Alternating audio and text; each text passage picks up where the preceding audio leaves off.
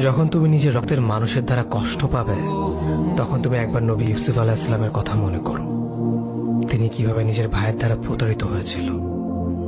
যখন তোমার বাবা মা না বুঝেই তোমার বিরুদ্ধাচরণ করে, তখন নবী ইব্রাহিম আলাইহিস সালামের কথা মনে করো। তার বাবা তাকে আগুনে নিক্ষেপ করায় ভূমিকা রেখেছিল। যখন তুমি সমস্যা থেকে পরিত্রাণের জন্য কোনো পথ পাবে না, তখন ইউনুস আলাইহিস সালামের কথা ভেবো। তিনি কতটা সময় তিমি মাছের পেটে আটকা পড়েছিল। যখন তোমার নামে কেউ মিথ্যা অপবাদ ছড়িয়ে দেবে, তখন মা আয়েশা রাদিয়াল্লাহু আনহার কথা মনে করো। তার নামে পুরো শহর জুড়ে কুৎসা রচনা করা হয়েছিল।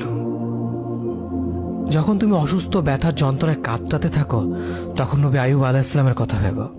তিনি ভয়ঙ্কর এক ভাইরাসজনিত রোগে আক্রান্ত হয়ে তোমার থেকে বেশি কষ্ট পেয়েছিল। যখন তুমি দিনের কোনো বিধান নীতিতে যুক্তি খুঁজে পাও না, তখন নবী নূহ আলাইহিস সালামের কথা ভেবো।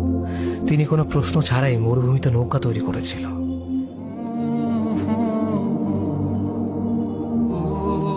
যখন তুমি আত্মীয়স্বজন, পরিবার, বন্ধু বান্ধবের কাছে হাসির পাত্রে পরিণত হও, তখন তুমি শেষ নবী হযরত মুহাম্মদ সাল্লাল্লাহু আলাইহি ওয়াসাল্লামের কথা ভেবো। রাসূল সাল্লাল্লাহু আলাইহি ওয়াসাল্লাম বলেছিলেন, সবচেয়ে বড় পরীক্ষা দিয়ে সব থেকে বড় পুরস্কার আসে। যখন আল্লাহ কাউকে ভালোবাসেন, তখন তাকে পরীক্ষা করেন, এবং যে এই পরীক্ষাগুলো মেনে নেয়, সে আল্লাহর সন্তুষ্টি অর্জন করে। আর যে অভিযোগ করে, সে তার ক্রোধের পাত্র হয়। হে আল্লাহ, তোমার কথা মনে করা, তোমার প্রতি কৃতজ্ঞ হওয়ার এবং তোমার ইবাদত করার তৌফিক আমাদের দান করো।